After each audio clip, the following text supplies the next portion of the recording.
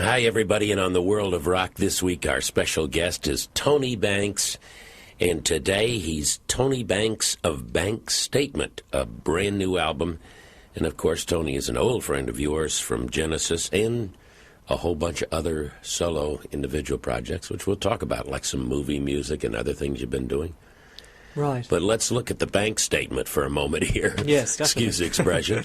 Because you have a lot of new characters, a lot of new players. That's right, yes. So now the vocalists, let's start with them. You have two people that maybe aren't real well-known. No, I don't think so. I mean, I intentionally tried to choose people who didn't have too high a profile, really, because, you know, when you're putting together something like this, I didn't want too much of the character to come from sort of other people who'd been around before.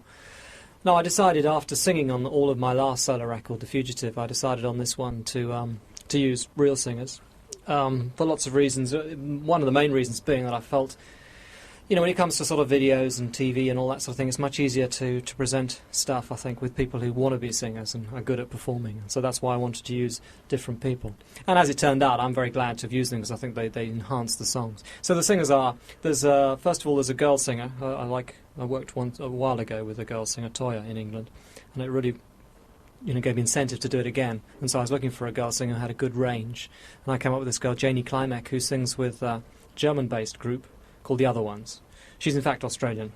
The group is mainly Australian as well. They did have a certain amount of success over here. I think it was a song called Holiday that did something over here. But certainly they're quite well known in Germany, but not really known that well in England or anything. I just liked her voice. I think also I met her and I thought she had great sort of presence, and I think she's a really good performer and destined to go places if she decides to sort of, you know, to do things that way.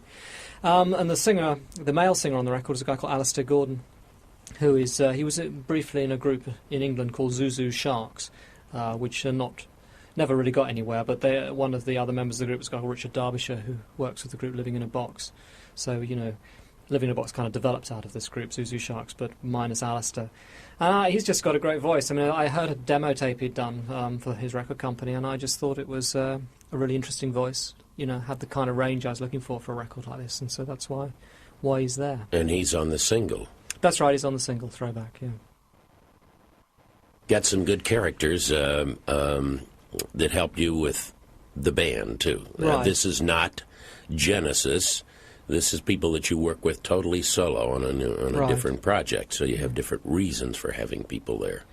Yeah, and it's nice to sort of work with different people. Obviously, I mean, Mike and Phil and I, we sort of get on very well, and we're sort of so used to working with each other. But obviously, we all like to do things outside the group, and when we do that, we tend to avoid working with each other at all.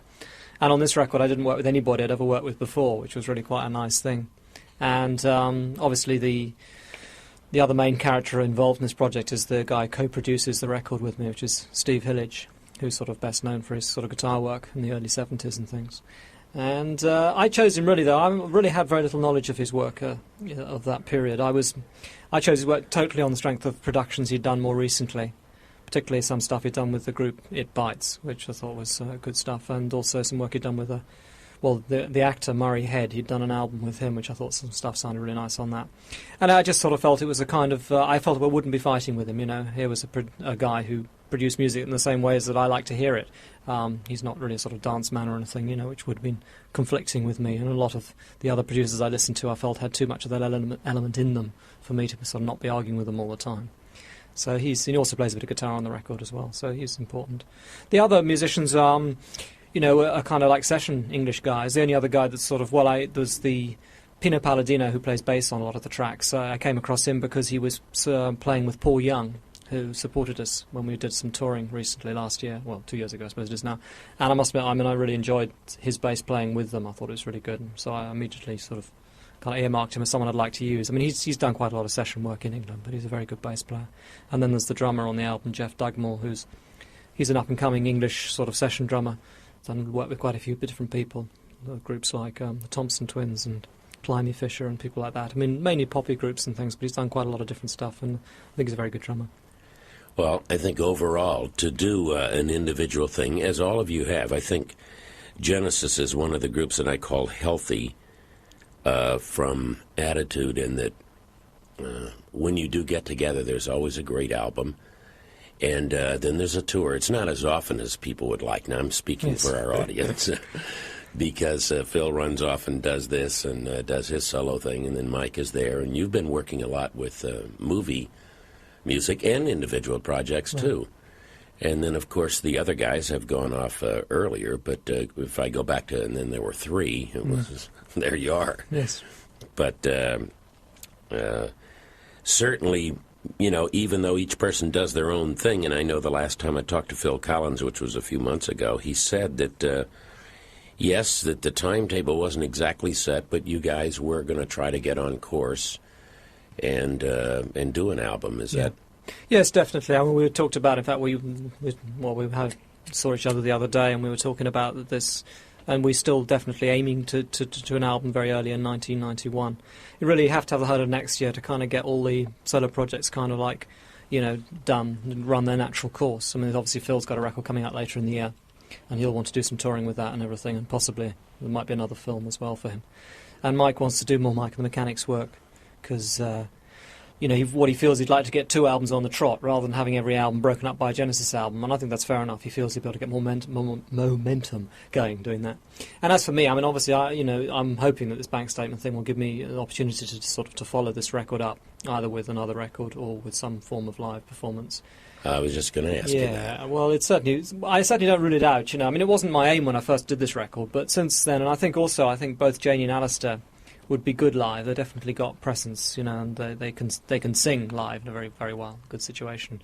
And so that makes it an interesting idea. It also gives me the chance to perhaps to rework some of the, you know, those songs that I've done in my individual career, sort of since, you know, outside Genesis, but preceding this record, and perhaps revamp them with this kind of lineup, which would be quite good to do, I think, because I think there's some really good songs there, and I'd like to hear them done that way. So that would be fun. Well, you know, I'm sure that the Genesis people who are listening to us on the World of Rock right now, Tony, realize that you as a founding member have been actually musically the vital cog in the group, responsible for its sound and its direction as a keyboardist. It gives you now a chance to do other things, but keys are such a key, and you as a writer... too. It's been very vital. Although on a lot of the albums, there aren't really name credits, are there? Just as Genesis. Well, we often do that. I mean, particularly the last couple of albums, I think, are pretty genuinely kind of group-written tracks, you know. But, I mean, obviously, we tend to improvise in the room, and the songs evolve out of that improvisation. But the nature of keyboards is that they tend to, because of what they play and things, they tend to define a large aspect of the song sometimes, you know. So some songs are kind of, you know, definitely dominated from the keyboard end, and other songs aren't. But certainly in the middle period of Genesis, and particularly I'd say from sort of like, you know, Nursery Crime through to Duke, if you like, you know, the writing was perhaps more individually split up, and, you know, certainly had a large part in that. And I feel, you know, writing is where my main contribution to the group, quite honestly. I mean, you know, on stage I tend to take slightly more background position because I'm not that comfortable as a kind of showman or anything, you know. So I tend to, but I definitely, you know, I feel my real contribution to the group has always been in the writing side of it. Mm-hmm. So my feeling is with an album like Bankstatement, is I want people to listen to it, anyone who likes the writing as it's portrayed on the albums, forgetting so much about the personalities and the specific vocalists and all that. I think it's sort of well worth a listen. Because the album, it's very difficult getting across an album with 1 or 2 tracks because, you know, it's got quite a lot of variety on it, this record. And it's got some softer pieces, which are always more difficult to get the radio play on and things, and in many ways it may be the softer tracks that have got the greater strength on this record, you know. But it's worth listening. As an example? Well, my personal favourite track on the record is the song I'll Be Waiting, which is a softer track. It's not totally soft, but it is really a ballad with a sort of consistent kind of rhythm going through it, and it's a sort of sad, love gone wrong type song, which is sort of, I think, some of my chords kind of lend themselves to, and I think it works pretty well. Our special guest here on the World of Rock is Tony Banks, and Tony's wonderful album. We've had a couple of songs from it already, Throwback and I'll Be Waiting. And I guess the variety thing is something, this didn't happen overnight. These are songs you've had around, and you've been waiting to put them in their proper place. Maybe it wasn't for Genesis. Well, it's not. They've never really been considered as Genesis tracks because, as I said, the last couple of records we've very much written them, the three of us together, and we kind of go into the studio with nothing kind of prepared and improvise, and we just find that this is an exciting way of working. It kind of leaves you a little bit exposed, which we enjoy, you know. I mean, you've always got the back, you know, you've always can fall back on doing individual songs if that's what it came down to. So it means we always have a lot of individual songs that are not recorded with Genesis, and so they're available for solo type things. To be honest, though, most of the stuff on this record was written specifically for it. I mean, I sort of had a, you know, two or three of the songs have come from previous, you know, from previous years and things, but the rest of them were written kind of in the few months preceding the actual recording of the record, you know. Sometimes it's a matter of just sort of organising one's ideas, you know. I've got to kind of may have an idea that I've not used, and I decide to sort of organise it and make it into a song. And I tend to not write a lyric to a song until I know that it's going to be recorded, you know, because that's probably the part of it that it kind of takes the most effort from me. I mean, I really enjoy writing lyrics, but it's something that's it's less of a natural thing for me in a way. I mean, I can write music in my sleep, but writing lyrics, you know, definitely have to sort of discipline myself, you know. I think a lot of people find this about lyrics. It's sort of it just takes that little bit more kind of discipline. Mm-hmm. Tony, if this now the album is brand new, but I think you've hinted that if things go well and if the plans work out, that you will be touring. Well, there's certainly a possibility of doing it. I would always like to leave these things open, you know, because other people come back to me with these quotes and say, "You do it," you know. I don't know really. Obviously, the first thing I'd really like to do if this was a success would be to follow it up with more songs, because I'm mainly a songwriter. That's what I enjoy doing the most. But I'm a great believer in live performance. I think there's a lot of elements about it that are good, you know. I mean, I think it's the most natural way of making music, so people can hear it as you play it and all the rest of it. So I'd like to do it, but I wouldn't want to do anything too long or anything, you know. I really feel that I done a lot of long touring with Genesis over the years, and being away from home for long periods of time is no longer my idea of fun, really, you know. So I'd like to keep the tour sort of like something shorter and make it just a bit more special. Okay, speaking of special, and we got Tony on a tour, and it's not a real long extended thing, but it's something you want to do a little bit of.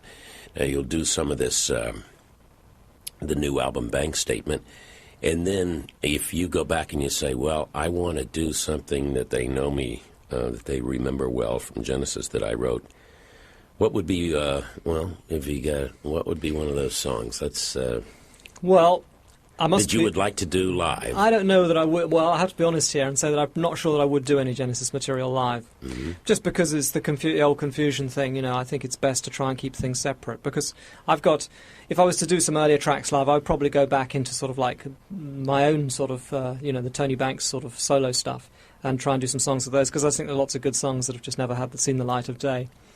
But I mean, you know, there's certain songs, the Genesis songs that we never do that I think would be, you know, nice to do and things. I mean, which we don't do so much nowadays. And probably my favourite Genesis song these days, in many ways, I think is Duchess, which came on the album Duke, which is not a song that we do live. We have done it live. And I just think it's possibly, you know, we never found it was that well received live and things. So I'm not sure it would necessarily be a reason for me to do it, kind of on a sort of solo kind of thing. But there are songs like that which kind of get a little bit passed over, I think, compared with some of the higher profile songs, and it would be nice to draw more attention to them. The only thing I might consider if I was going to do an early song would be to do a very different version of an old song would be quite fun, you know. I think there are a lot of songs that over the years got very ignored. I think particularly the album The Lamb Lies Down on Broadway contained a lot of songs that kind of got a bit overlooked because it was a big concept album and everything, and people never divided it up into individual songs. And you know, there's a song, I mean, I think the song The Grand Parade of Lifeless Packaging is a song I always felt that could have been taken out of context and made a lot of. And that is interesting, too. But, of course, I think that's true of the music of Genesis. There are a lot of things that, whether they were long or short, in album form, that sometimes maybe it's the record company or it's really the public, too, maybe, that they like certain things and attach it to it, so other things are not heard as often or as... Well, I think that the sort of feedback you tend to get on music is what gets played on the radio is the first thing, and secondly what gets reaction in live performance. Now there are certain kind of songs that get played on the radio and there are certain kind of songs that get good reaction in live performance. But when I'm talking to sort of individuals, you know, and I will get a lot of people, I mean, I've had a lot of people who've come to me and said certain tracks are their favourite tracks. I mean, Duchess has been an example of people who said that to me. And there are other Genesis tracks, you know, from which are sort of perhaps slightly more obscure. A song called Heat Haze that I wrote the same period. Also, I remember getting a lot of people saying they really liked that. Yeah, we never did that live because it wasn't a suitable live track, and no way did it have any sort of application as a as a sort of, well, it certainly wasn't a single, and not a real radio track or anything. So you get a strange impression, I think, from that. You have to be a bit careful. I think you've got to judge sort of what seems like successful live songs. You just got to see them as successful live songs, and not feel that those are the only songs people like on a record, because it's very often those other tracks. I think particularly if people listen to albums a lot of times, you often find the tracks that are hitting you by the time you've heard the thing 10 times are not the same tracks as the ones that hit you first time. That's true. Yeah. Another side of Tony Banks is the individual work you've done, of course solo, I mean, concerning movie soundtracks and so forth. Now, I would think that Tony Banks likes that a lot as a challenge. I love the combination of music and film. But the only problem is that not every situation I've got into when I'm doing that has proved to be that sort of satisfactory, because you're obviously writing to the sort of whim of a director and everything, and sometimes the director you don't agree with, and then you have things where they want to use lots of songs and things in a film in order to try and get some hit single going with the film, and so it kind of obscures all the kind of soundtrack work you've done for the film. So I find it sometimes a bit frustrating, But I mean, I find it a challenge, and I certainly think the kind of music I write lends itself to movie work. So it's something I want to do more of in the future, and just hope that at some point I get a chance to do a film I really want to do in the way I really want to do it. Tony Banks, let's go back to the beginning of Genesis as such, and when you guys first appeared over here. I remember first thing you did was a charity show, a fundraising thing. And the sound of Genesis was quite experimental. I'll use that word, came out, experimental. Keyboards, now, in the last few years, you've had a lot of extra equipment come along. Now, this must be interesting because you were doing things back then, and now, of course, it's multiplied itself. Have you followed that, or are you going to keep up with this new boards of technology? You can't keep up with everything, you just sort of you try and sort of pick out things about it which you find useful, One thing I will say is that back in those early days, you kind of explored the possibilities of every instrument you had right to its limit, I mean, there weren't many sounds you could get out of a Hammond organ that I hadn't sort of got out of it, And whereas now, when you get instruments that one maybe uses sort of 1% of its potential, and then you go on to the next one. I mean, the area that I find most interesting nowadays, I suppose, in technological terms, is the sampling keyboards, because every sound is kind of a custom sound, if you like, and you can use it to not just sample sort of notes in order to get new sounds. You can also sample bits of music and fiddle around with them and create new music out of old and things like that, which is something I enjoy doing a lot. So, I mean, and the other area that perhaps I've only recently got into using at all is the sequencer. Which I think is a very dangerous weapon, but it's one that, it's so universally used now in the business. I think it produces a lot of slightly, it tends to produce rather formula music if you're not careful, but if you use it, it can be used just like a tape recorder, but it gives you all the flexibility of being able to replace parts and change things around quite a bit. So I find that a very useful tool that I've got into more recently. Tony Banks, as a young lad growing up at home, let's go back to the very beginning, Tony. When did music first enter your home and how did that happen? Well, there was always a lot of music in the house, but there was. Okay, good. When I was young. But I mean, the rock sort of pop music didn't make a big impression on me to begin with at all. It was kind of like, there was my mother had we had classical music, and we had sort of what the things she had. She was into the shows. I must admit, the things I remember most specifically from those days, Rodgers and Hammerstein stuff, like South Pacific and things like that, which I still think is great. I was always into that kind of music. And then sort of I got into...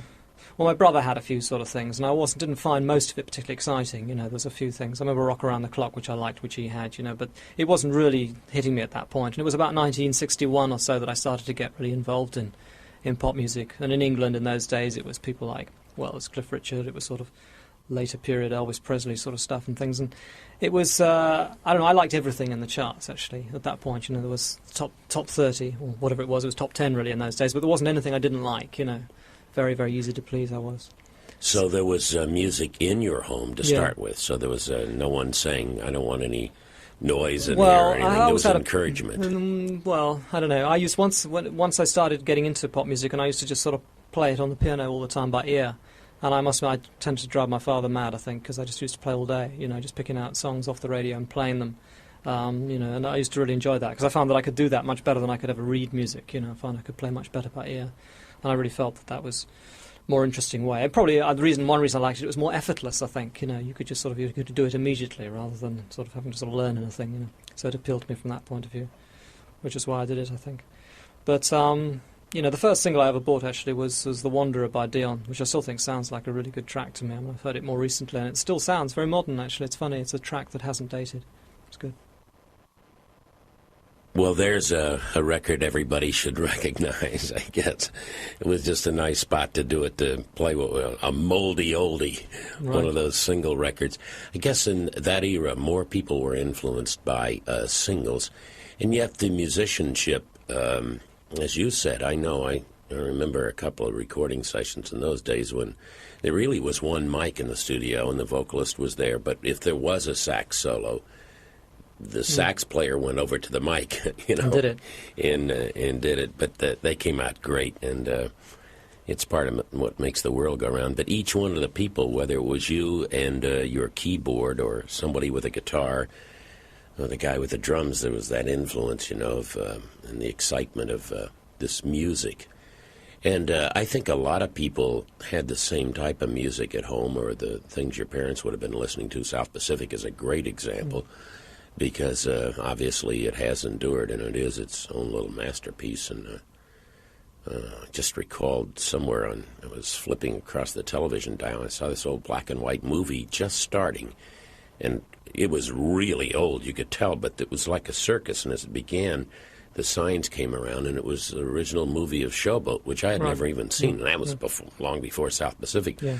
But here was this lavish-looking thing, and people dancing, and all these signs and everything, and I saw Hammerstein's name and then all the actors, and I thought, wow, and it was so old that it was like you had to watch, Right. And the music, but the roots are what really counts, and now we have Tony Banks today with a brand new solo album, and while we have you here as our special guest and co-host, you have to also play sort of disc jockey here, and let's get into Bankstatement, the new album. We've played a couple of things, and have you introduce another thing you like.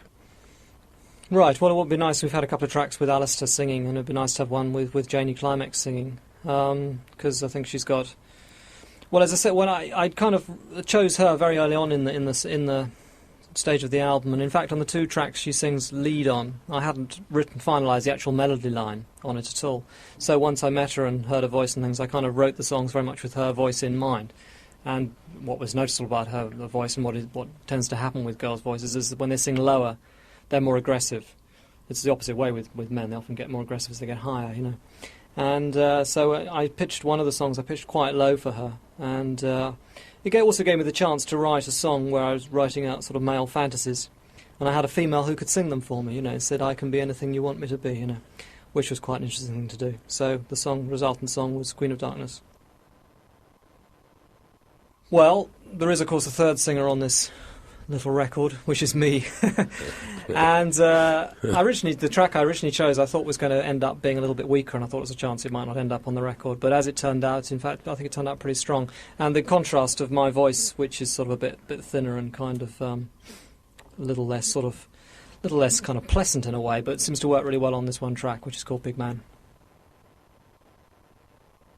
It's interesting, the keyboard thing. I didn't mean to bring that up out of a bolt of blue, but it is incredible. Although you were experimenting earlier and you guys were doing things, the average equipment that's available now, you could use a tractor trailer for yourself and your equipment, I know, yes, it gets... And then still need help, you're going over here and over there. And Yes. Well, Tony Banks is our special guest, and we've talked about the possibility of a tour, although I think you've made it pretty clear that you would not want it to be a huge, long tour, but you'd like to work out again and with the new people, and I think that's fair. and looking into the future, probably 1991, and I think that's about what Phil had mentioned too, that you guys will get together as you always do, and collectively put your works together as a Genesis unit, and that's healthy too. And each one of you out doing your own thing, I think, is very healthy. And so it's been good for you here. Do you have anything else in the crystal ball at the moment, aside from Bankstatement, the new album? Well, I'm so much waiting to see really how this thing goes, because I mean, there's lots of possibilities, you know, as I said, of possibility of following up this, and also the film soundtrack work, you know, which is something I'd like definitely to do more of. I said before though that I really do. If I do another film, I really do feel I want to have certain sort of ground rules that are kind of that I know is what's happening, like, you know, not too many sort of songs and all that kind of thing. But if that doesn't happen, then the other alternative I could do, which I wouldn't have no objection doing as well, is a rather more sort of low-key approach and just do a solo record involving instrumental music, you know. I mean, obviously, every time the 2 or 3 albums I've done, sort of soundtrack-wise, have depended on, you know, what's all come from the soundtracks, which means to some extent I haven't re-recorded the song specifically for the album, so you end up with sometimes slightly illogical kind of sections of music, you know. And if you're doing a real instrumental album, obviously you can shape each of the songs so that it becomes a sort of unit in itself, and that's something that quite appeals to me. But it's you know, something like that. I mean, the problem with instrumental music is it's virtually unpromotable as far as I can work out nowadays, unless you're prepared to do sort of, I mean, if it's new age music, maybe it's got a sort of some kind of promotion, but that's not really my area. And there's jazz as well, but it has a limited and very enthusiastic market, but I'm not really a jazz man either. And what I write, I don't quite know what you call it, but it's somewhere in the middle of all this. And it's very, very difficult to promote, but I think there are people around who would like it, so I'd like to do it. Tony Banks, it's been wonderful having you as our special guest and co-host on The World of Rock. Wish you well with the album with Bankstatement. Everybody's had a chance to hear some of the songs in there. And I hope we'll be able to see you live on tour. That'd be great. Yep. Thanks very much. Thank you.